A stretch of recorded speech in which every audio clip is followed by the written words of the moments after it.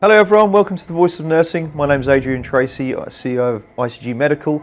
Today we're joined by Claire Pogue. Claire, welcome to the Voice of Nursing. Thank you. Hi. Claire, tell us about your background. I started life in finance and admin, and I then had twins. And my twins were born a wee bit early, but I had a girl and a boy, very luckily, so that was that sorted. But Alice was born and she has profound multiple disabilities and complex healthcare needs. So that put paid to my career for some considerable time because of looking after her at home with 24/7 care needs and health needs. But you know, she has something called Rett syndrome, so it's degenerative, it's ongoing and it's life limiting. So it meant that she was never going to get better, she was only going to deteriorate further. But she's lived a lot longer than anybody had originally predicted. They're now 25, William's out working, and Alice lives the most independent life that she possibly can within the constraints of her health and well-being needs. So she lives with other young people of a similar age, and she does lots of the things that what other young people the same age would do, like going to the theatre, having her nails done, going out to have her hair done, shopping, buying stuff I probably wouldn't approve of. When she goes out with the support people. Child. Yeah, she's normal, normal 25-year-old as far as she can be, but cognitively she still functions at around 6 months old. So so that was a lot of my life looking after Alice. As she got older and when she left school, I then needed to look for a job again,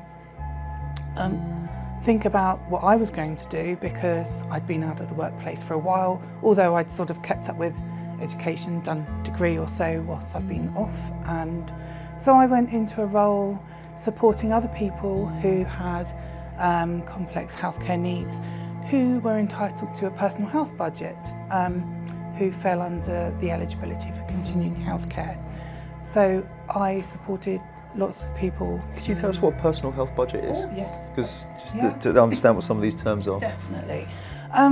For people who have got quite complex and enduring health conditions, they may fall under the eligibility criteria for continuing healthcare funding, which is a pot of money held by health so that it can support these people to remain at home. What's that, the council? Or Health. It's through the NHS. Through the NHS? Yes, Okay. through the NHS.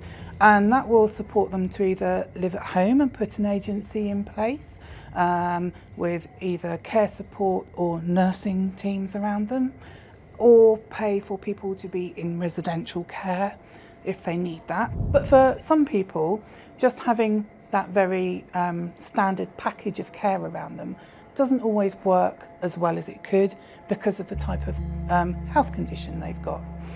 For instance, Alice had a personal health budget as well.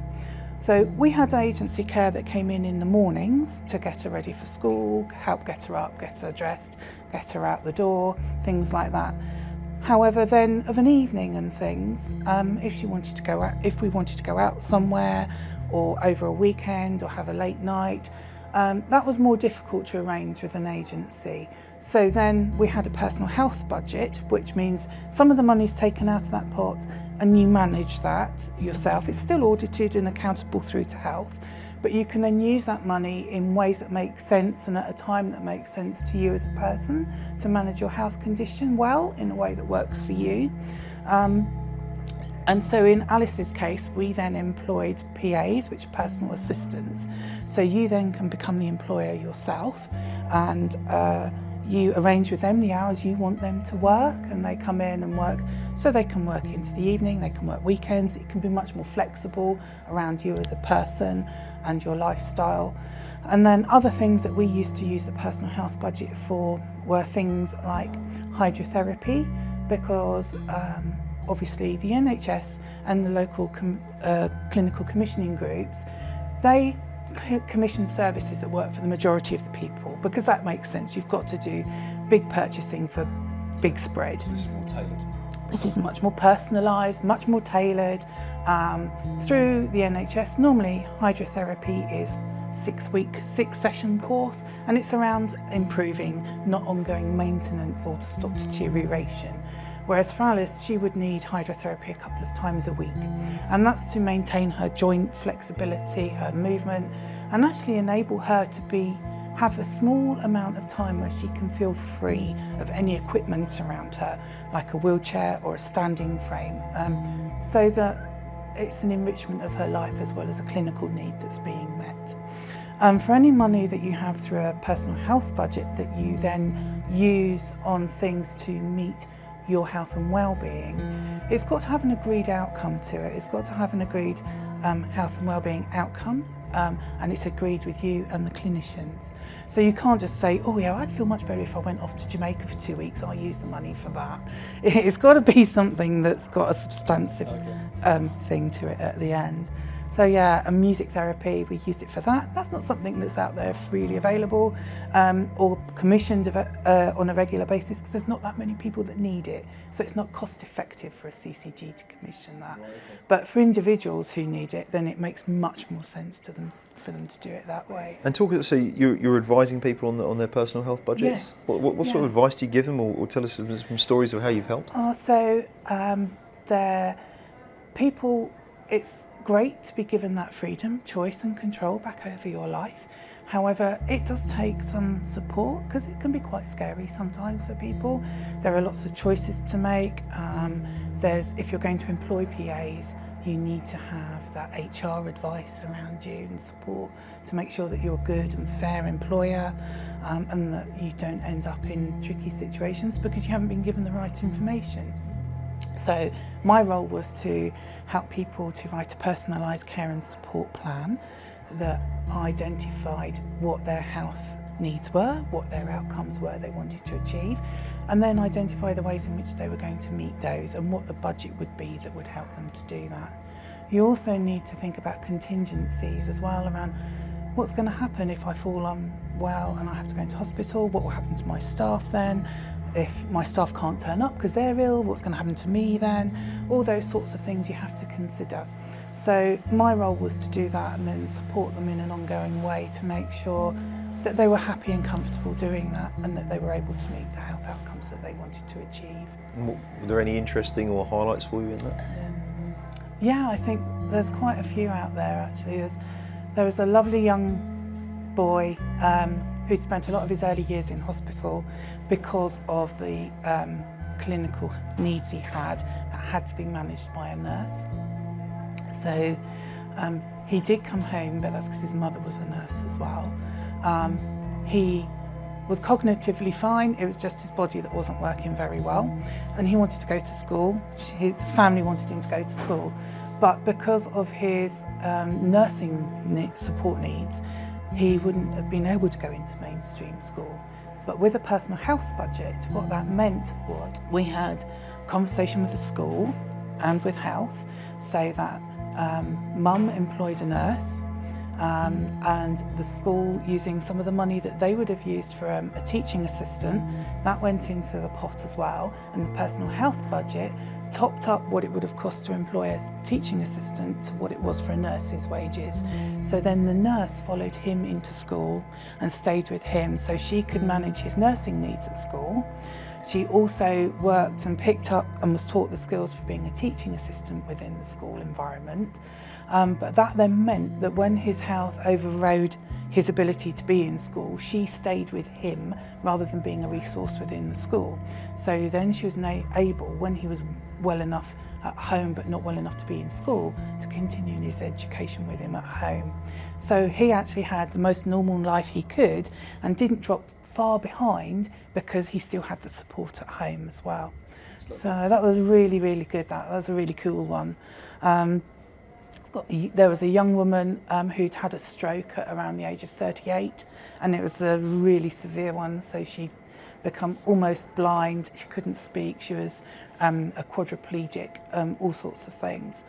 And she wasn't going out anywhere, doing anything.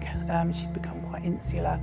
And we did this, and so she found a PA that she liked, a person to support her, who would then go out with her, and she became more confident going out and about. and she used some money to have some specialist head massage stuff done as well, which really released a lot of the pain that she was living with as well around her neck and her head. And it just improved her life tremendously. And she felt like she was getting back into being a normal person again, really. It's about people living and not just existing. My daughter Alice had, with her personal health budget, you could look at it and say that the money from the NHS was being used for, say, private music lessons. She was having pamper sessions at Champneys, and she was having all sorts of reflexology and massage and things like that. But the actual reality of it is she was having half-hour music therapy session a week, which is something where, and it's been shown very clearly in dementia as well now, that when you're using music, it uses lots of different parts of the brain, not just one part of the brain, and the way that it works is different from when you're using speech. And so because Alice can't talk at all, when she gets interested with the music therapy, she's using her brain and communicating in ways that she's unable to in a normal day. So it gives her an outlet and an opportunity to communicate with people where she can't normally.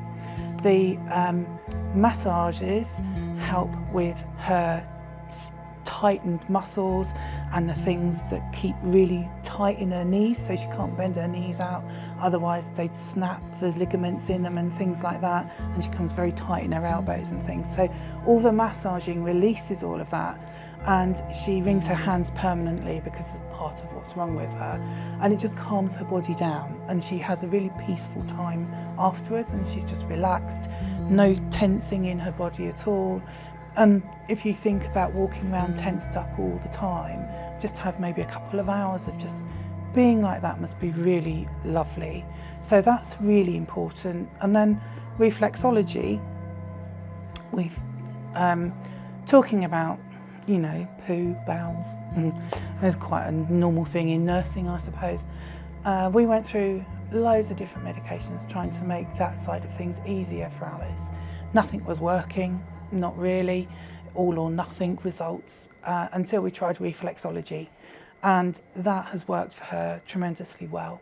So she no longer has any pain, or like that is very rare, and it just works for her. And if you think of the cost of the different medications compared to a reflexology session for half an hour once a week, actually it saves the NHS a lot of money because it's cheaper than having all those meds.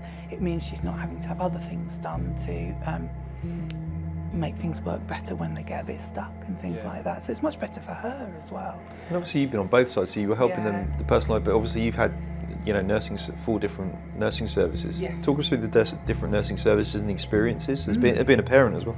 Yeah, I think being in the paediatric care, that's been quite interesting. When Alice was little, they were really lovely, and as she's got older it became more tricky, and that's because as young people like Alice develop, their conditions can deteriorate as well. So the level of need that Alice had couldn't be met normally within a normal paediatric ward on a hospital. But what I did find was that the nurses on those wards were brilliant, and they would learn, they would pick up the stuff, and they would go and find out the stuff that was needed to support her when she was on the ward, and looked after her really, really well. So that's when she was very young, was it? Yeah, when she was really young. So that was the first sort of stage, or the first service you were doing? Yeah. Okay. Then when we've been into more specialised services, when she's been in London, the skill of the teams on the wards in the Evelina Children's Hospital in London is absolutely astounding. They're so lovely, they really treat everybody as an individual, they know their stuff, they're on the ball, and they just make you feel really comfortable as well. Even when we were in ITU with her in PICU, whatever you wish to call it, I can't think what they call it up there now, when Alice was having to be bagged because she'd bitten through the intubation tube and they couldn't re-intubate her, and you don't really understand not that you don't understand, but you don't register quite what's going on at that point in time. And it was that actually she wasn't breathing anymore, and they couldn't get anything into her where she'd bitten through the tube. So they were bagging her to keep her alive. And she had a team of about 10 people around her, all doing that for about 4 hours. And it's not until after that, when it settles down, that hits you, and it sort of drops like a bomb, and it's like, oh my God, what have I just been through? What have I just witnessed and seen? And then once that sort of shock is over, you suddenly realise that that group of people were just working in a really calm way. Those nurses were calm, the doctors were calm, and they were just treating it as business as usual, when actually it was quite a dodgy situation. And that makes you realise how professional they are, and how they learn to tuck that emotional, personal bit away inside them and just do the job they're there to do. And it makes you realise that they must walk away from that, and at some point the emotional side of it hits them as well. Yeah, very much so. I think we have nurses talk about, they finish it and they reflect and what the day brought. Yeah, and I mean, I've got lots of friends in nursing, and something one of them said to me some time ago was that you start every day and you've got an unconditional amount of love. Your bucket of love never ends, but your bucket of emotion can only fit so much in it. And once you've used that bucket of emotion up in a day, you're done and you're drained.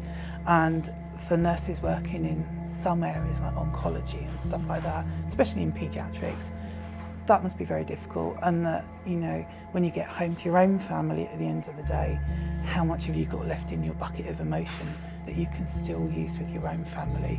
It must be really tough I think for people to do that. You see a lot of burnout. You know, you see more and more of that, and you know, almost it's like nurses wear it as a badge sometimes, but not taking breaks and things like that. You know, we've got to look after their wellness. You know, we talk about that a lot.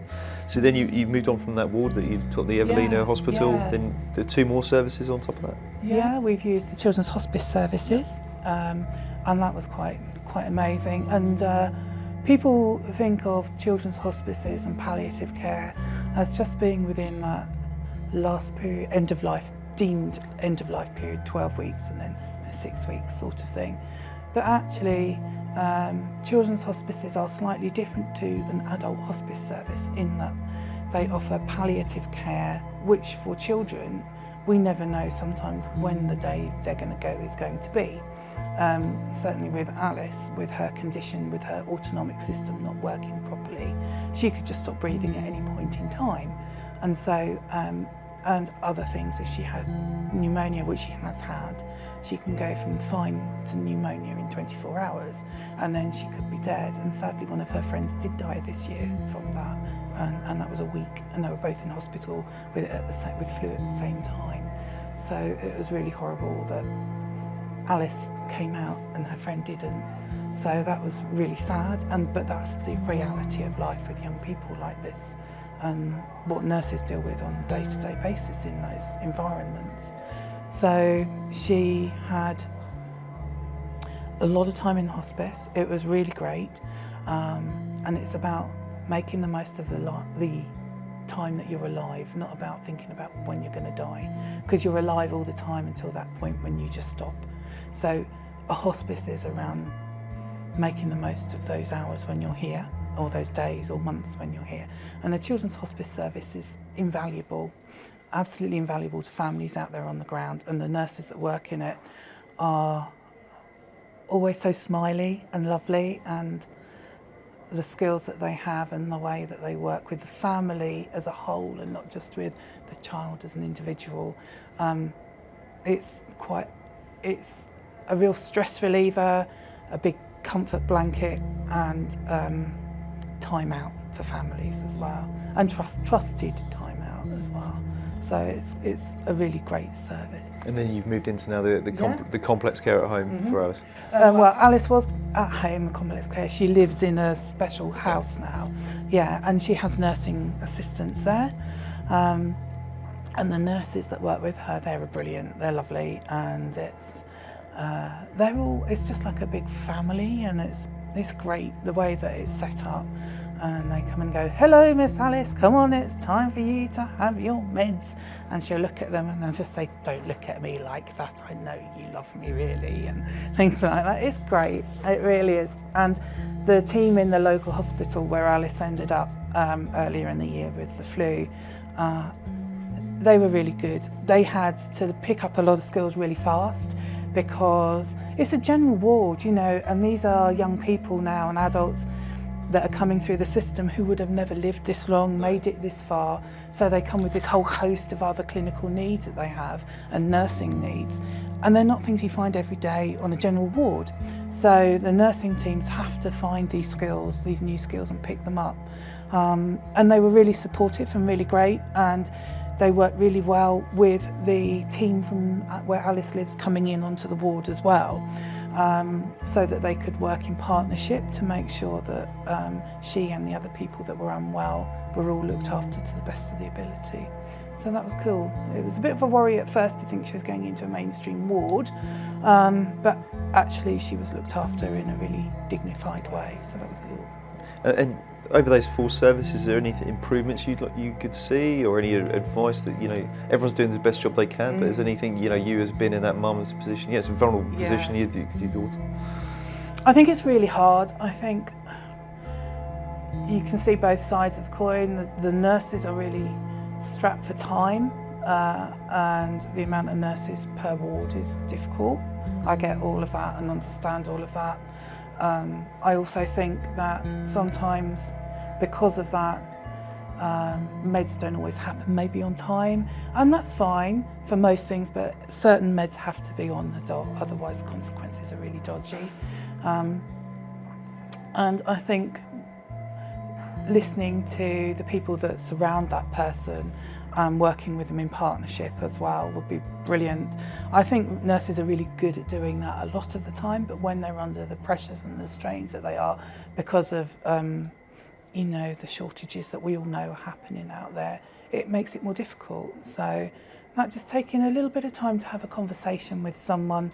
I mean, the "Hello, my name is" badges are a great start that fabulous lady started off, and I think that puts us firmly into that area of personalisation from that very point of, "Hi, this is me, I'm just a person, same as you." It's Kate Granger. Yeah, and I think that we all need to remember that, actually, that whichever side of the coin you're on in this, you're still a person and you deserve to be treated with dignity and respect, and that's both ways. And I think that people get stressed when they're in hospital and they forget that, and I think nurses get stressed because of the time and the pressures that are on them as well. And so we just need to remember that we are all people.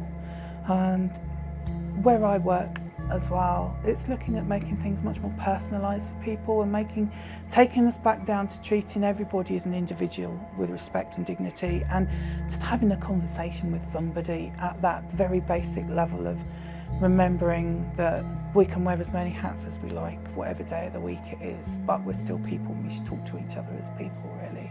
So take us up to current day. So you were doing that senior personal health budgets for people? Yes. And then take us into the role you're doing now? So now I work for my sins with NHS England and Improvement. I work within the Personalised care group. Okay. And how did that happen? Wow. I was working, whilst I was still looking after Alice and stuff and working my old job, this amazing chap, 2 amazing chaps, Sam Bennett and then James Sanderson, had this brilliant plan around making things slightly more personalised for people within healthcare, treating us as people rather than numbers or illnesses. And we did some work where they wanted people who'd experienced services out there to come in and work with them to try and see how we could improve things. So I was one of those people. There's lots of us that they contacted, and that was through a thing called the National Strategic Co-Production Group. So what it is, that got set up by a lady called Jo Fitzgerald, who's one of the very first people to get a personal health budget for her son Mitchell. And it's a group of people that are brought together who've all got lived experience of complex healthcare needs, using services, and using our own personal experiences to inform our thinking around how we can work in partnership with the NHS and local authorities and CCGs to improve the services out there, so that they work for people in the services and for people using the services as well. So from that, this sort of all grew out of a little bubble. It grew and grew to something that people suddenly realised was actually quite a good idea. And so then they wanted to take some people on permanently as full-time staff to do this sort of stuff. So the Strategic Co-Production Group nationally still sits there, and they do work every month with NHS England and come up with some amazing things like the key features for a personal health budget. That's come from there. The key features for personalised care and support planning that have come from there, and those are things. Shall I ask what they are? Yeah. I want to test you. No, but those are actually used as measures for now CCGs out on the ground to count how many they've achieved with people. So if they can't tick off that all of those things have been met, they can't use it in their statistics that they have to report back to NHS England. Success factors. Yes, success factors. And they're there to make sure that people have a good experience as well. So these jobs came up as a lived experience manager, and I thought, oh, I might like that, I could do that. So I applied for it, and I had lots of stuff still to learn, but brought lots with me. And so now what I do out on the ground, locally, I cover the southeast of England, and I did cover the southwest, but I'm now moving to cover London as well, so southeast and London. And I support people on the ground, like me, to have their voices raised, listened to and heard by the local authority and the local clinical commissioning groups and things like that, to work in partnership with them around service provision, service redesign, and some examples of some of the stuff that's been done recently is one of the groups I work with. When we were looking at what personalised care is, they identified themselves that actually most of them didn't realise they had a legal right to choice within health. So if you need elective surgery or treatment, so say you've got a frozen shoulder and you need to have something done to release it or fix it, you've actually got a legal right to choose where you go to have that done, and look at a legal right to choose which consultant's team you would like to be under as well. So then that gives people a choice that they can base their decision on around the things that matter to them, like, is it the closest one to me? Has it got good parking? Has this person got the best success factor rates? Which of those, what's the waiting list time? So people then can use the information that's available to choose the one that actually fits them the best. And they weren't aware of that. So they thought a lot of other people probably weren't either. So they decided they would put on an afternoon tea event to bring in lots of people from different voluntary sector organisations, from public sector as well, into the room and give them the information around this so they could then spread it through their own networks. And so this group of 8 people put on the event. We had 80 people come to it, and from that event that then reached out even further, and through one of the people that was there, or a couple of the people that were there, it then got published into a hospital magazine, and with a reach of 22,000 people across that locality. So from 8 people, just normal people who use the services, working in partnership with their local health authority and local authority, have had a reach that's gone out to probably around 30,000 people to let them know information around what their legal rights to choice are, who wouldn't have known that otherwise. So that's quite a big impact for a small group of people to have. Another one has done some work around a single personalised care and support plan that's used across the whole of Hertfordshire, I think that is now, whether it's local authority or health, and wherever you're going into the system, because we all know you end up with documents coming out your ears if you've got to deal with services, and it's 5 or 6 different things and they all say the same thing, and it's about people always having to tell their story again and again and again. And so this is a way of having it all in one thing that everybody has agreed. They've all come together with the relevant services and they designed this thing between them so that it's all used across the whole patch through all the services now. And so it's interchangeable and it can move with the person and it's owned by the person. So it cuts down on that feeling like you're just saying the same thing over and over again and people aren't listening to you. So yeah, there's some really cool stuff going on out there. What does the future hold? Future What are you holds. allowed to tell us about the future for the organisation? I think the future. There's a lot more going to be happening in that space. Yeah, definitely. Well, personalised care sits in one of the 5 main points that came out from the long term. So, for social prescribing around the country. So, a link worker or a social prescribing link worker is someone that's probably going to sit within a GP surgery or a primary care network, which is a group of GPs coming together. And lots of people go to the GP for lots of things that aren't necessarily primarily a health concern. So especially older people can be lonely, people with disabilities can be lonely, people may be suffering anxiety or stress because they can't afford some of their mortgage payments or things like that, or they're worried about their weight. So what happens there is if somebody needs some support that isn't necessarily health support, a social prescribing link worker will have a chat with them, have a real good conversation with them and identify with them what it is they want to achieve and then help them to find the things that are out there in the community that will help support them to do that. So that's like a social worker? They're not a social worker, they will do some of the things that a social worker may do now with some of the people that they see, but that they wouldn't need to do if the link workers are there. And lots of these are people who wouldn't even ever come into contact with a social worker either. Okay. So say I went to my GP and I said, I'm really worried, I've put a lot of weight on, which I have because I'm on quite high dose steroids at the minute, and I just really need to lose it, but it's a real struggle. So the GP previously may have said, oh, you could do this or you can do that or you can have 6 weeks at the gym, here's your thingy. Yeah. But the social prescribing link worker will sit down and he'll have a conversation with you, or she will, get to the root of what it is.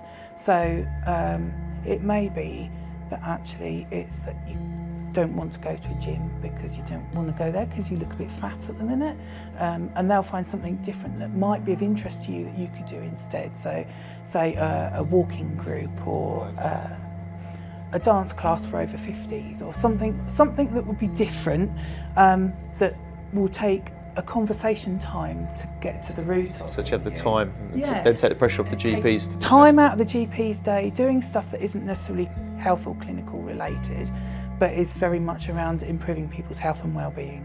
So it's a great thing, and it will tie people back into their communities as well.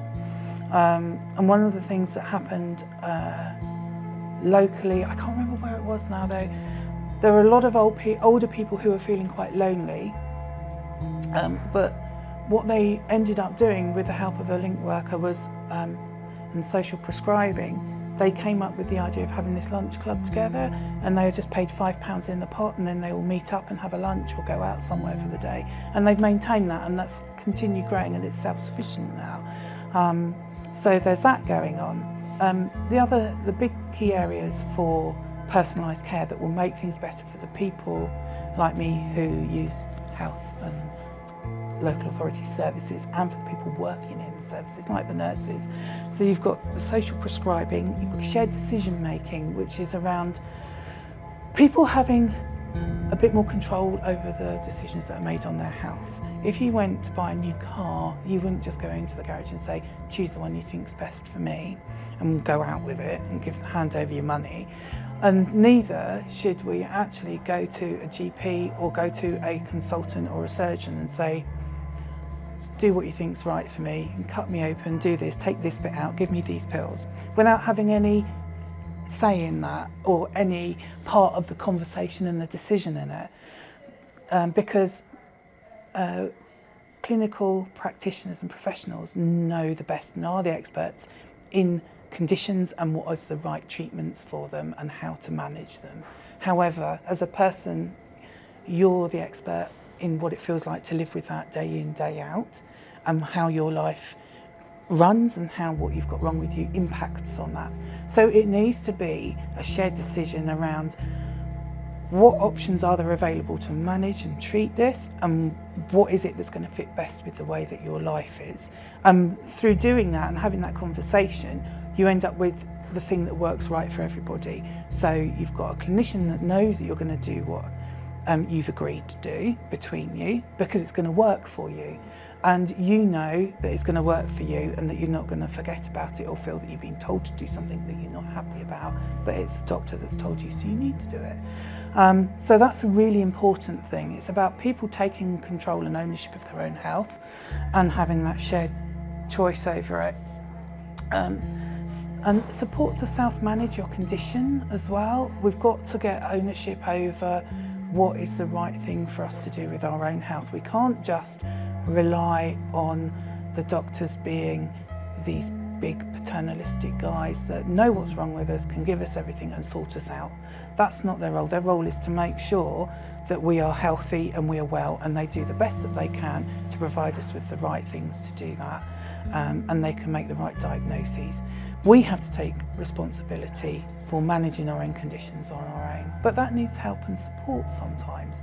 And so there are ways of helping professionals to do that with things like the patient activation measure, which is something, it's a little tool and it helps them work out where we are on a scale of knowledge, understanding and capability of looking after our own health.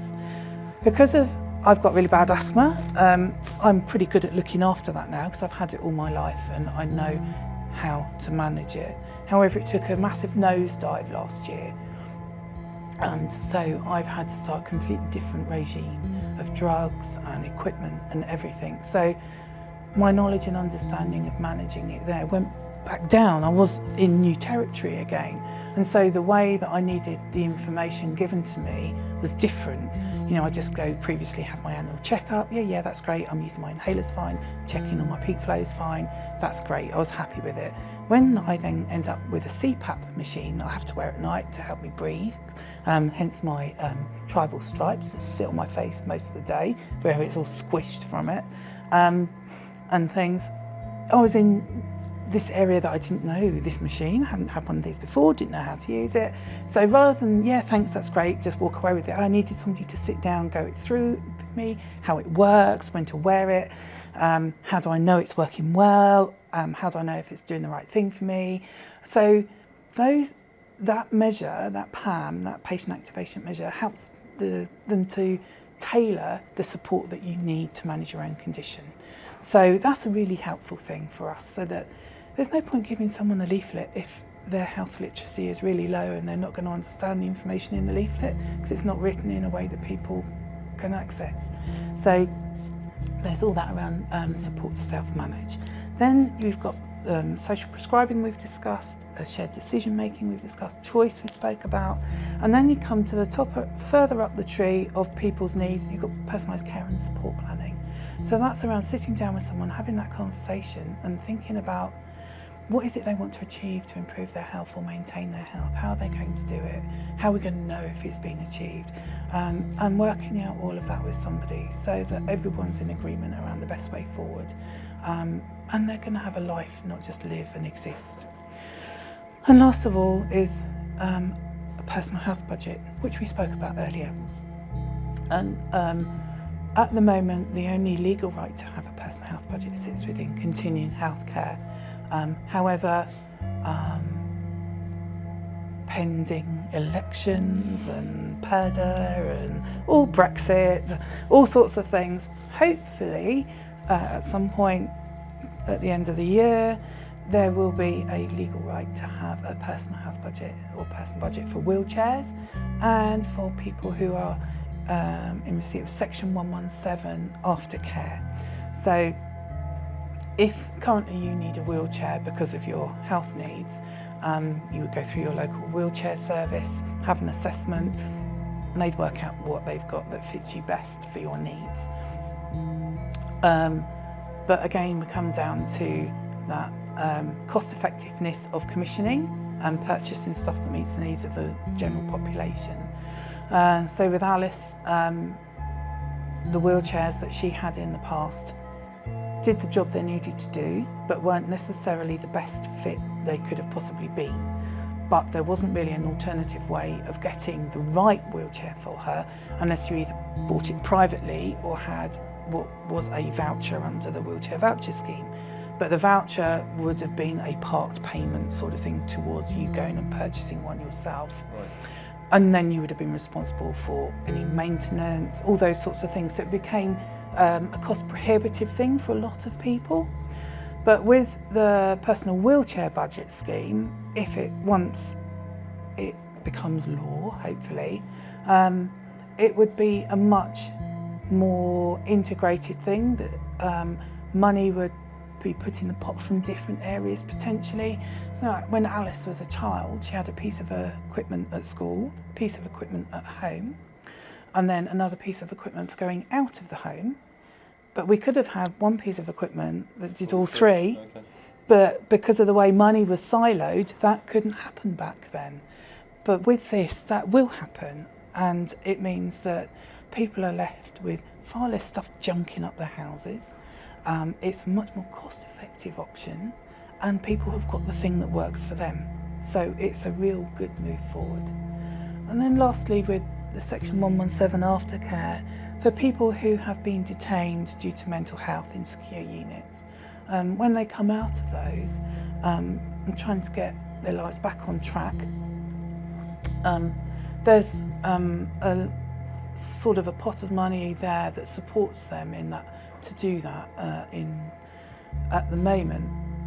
And with the personal health budgets coming in on that, it'll make it a bit more easy to make it much more personalised for them and think of the ways that are going to help them to do that much better, that will enable their recovery much more quickly, or just to maintain them at where they've got to.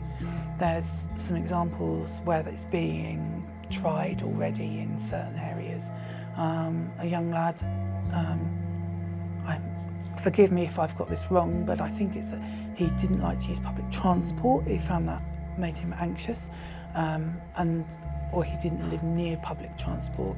But he used the personal budget and he got a bike and the lights and the locks and the helmet, and that meant he could cycle to the places he wanted to get to, so that he could go to the clubs and the activities that got him out of his house and back in to doing things with people his own age again. And so that was not a lot of money, but it's made a massive difference to him. Also, I'm trying to think of another one. Somebody wanted to do gardening, so it helped to pay for them to join a gardening club and do a horticultural course. So then they were able to go into work afterwards, because they had the skills to do that and they'd done it at the time that worked for them. And there's so many different ways of using it and doing it. And one of the other things with personal health budget, a lady I know, she has an assistance dog that's paid for through her personal health budget. And you might think, why are we buying people pets out of health money? What is going on? But this dog, Kingston, he saves a fortune and he makes her life amazing. He can get her washing out the machine, load the washing in the machine. He knows if she's going to have... dog? Yeah. She will do the buttons, but he will put it in and get it out, of the washing machine. And he can tell if she's going to have a fit or seizure or anything like that in advance of it happening, and warn her, and go and get the phone for her and stuff if she needs to phone 999. It's astounding, the things and to pay for him is about £3,000 a year, £2,000 a year, something like that. But he takes away her needing one PA in her house 24/7. And the cost of employing somebody across that is phenomenal in comparison to that. That's a company, isn't it? And he's part of her life. He's, and he's there, and it's company. She socialises because she takes him out. Definitely. And everything. Yeah. It's amazing the differences that things can make for people. Just, by doing something that works for someone that they know will work for them, but goes against what we would consider being supporting someone's health in the sort of traditional sense of the word. It's basically, as you said, it's the mental health, isn't it, sometimes, and that's different for each person. Yeah.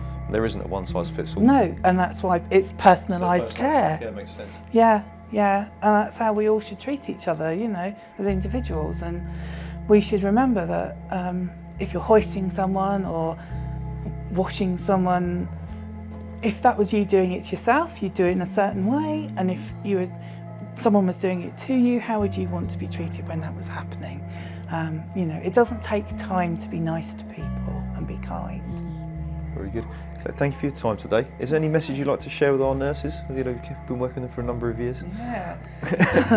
I'm sorry it can be tough some days, but you're so much appreciated, so please keep going. Thank you for your time. Thank you to all our nurses, doctors, carers, support workers. Thank you for watching The Voice of Nursing, and we'll talk to you again soon.